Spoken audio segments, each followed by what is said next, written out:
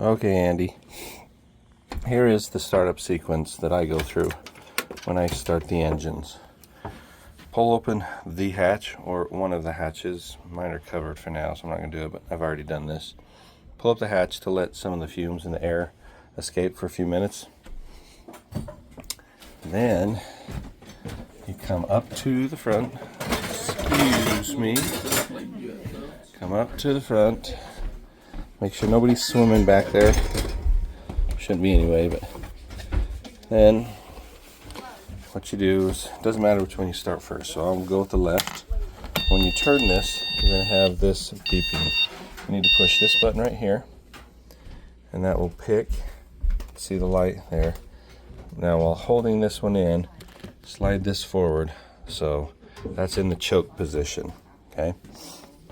Now reach over here, and then start the engine, and you listen for it to start up, and then I watch the RPMs right here.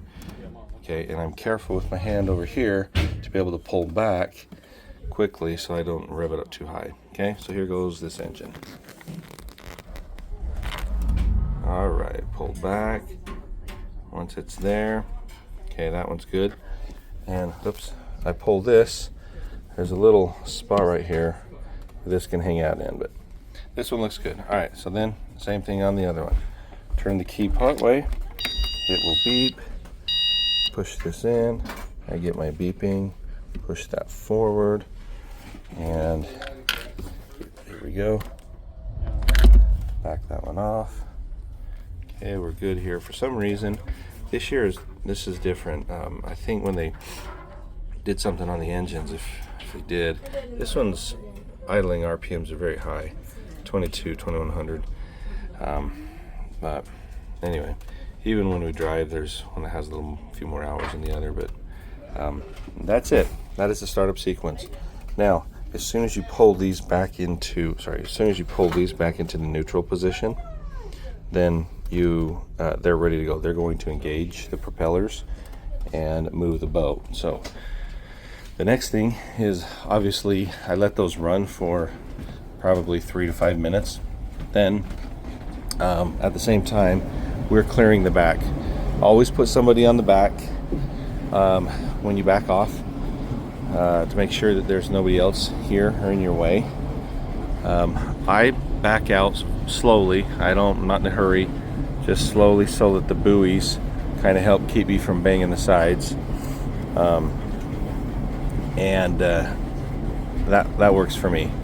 That also keeps it slow. One year I had one of the engines go out right as I backed out and almost ran into one of those boats. I didn't, because I was going slow. So my advice is back out slowly, and then when my nose has cleared this boat or the dock, whichever is here, once it's cleared, then I start my turn. Okay? And the way you turn this is not with the steering wheel. Okay, the steering wheel is a very slow way to turn. It can turn, but it's not as good as this. Okay, so I'm going to turn these off to show you, because I don't want to run the engines. Okay, those are off. Okay, all right, so I'm going to do what's called the scissors turn. If I want to go left, if I want to turn the boat, the front of it to the right, I'm going to push my left engine forward, pull the back one right. When you do that, it runs the left engine and pushes it forward, and the back pulls it backwards, and that will allow you to spin the boat like this. So this, my hand's the boat, it's going to go right in place. If I do this just a little bit on the back, then it's going to spin it a little bit slower, and so forth. Okay, that's the easiest way to turn this boat.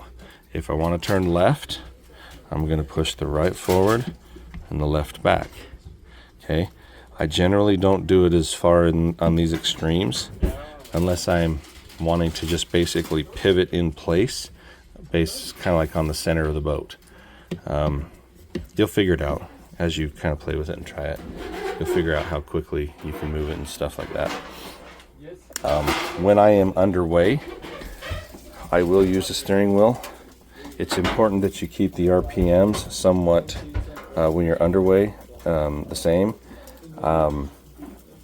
I don't like to run these RPMs more than 3,000 at all. We keep them, when we're underway, keep them around 2,500 RPMs or so. That will give you the best fuel mileage, and that will not, run the engines too much. Okay. The last thing that's important, and when you're underway, I use my GPS on my phone to see how fast I'm going. It is about, you're going to get about 10 miles an hour, 11 miles an hour with those RPMs. Okay, last thing you got to check is underway, periodically come back here, pull the engine hatch, and look to see if you've got any water that's spraying from one of those engines. That was a few years ago, 2 years ago it might have been, when they dewinterized, they did not screw in one of those plugs properly, and it blew out, and that's what almost sunk the boat that year. That is still possible that those things could happen, and obviously we don't want them to happen, but that is why when I'm underway, I periodically check that, because it is theoretically possible those could be pushed out again. What I remember the mechanic telling us is when they threaded that in, it looked like it had already been pre-threaded before, and somebody tried to jam in the wrong size thread. When by somebody, but it was another mechanic, and that's probably why they had to cut it open. So one of the engines has a smaller threaded plug than the other one, even though they're identical engines. And so you just keep your eye on that. I've never had a problem by doing that. It's always worked out for me. But I'm cautious and try to be careful. And even at that, you're gonna, you're still gonna have a few little things here and there that maybe crop up.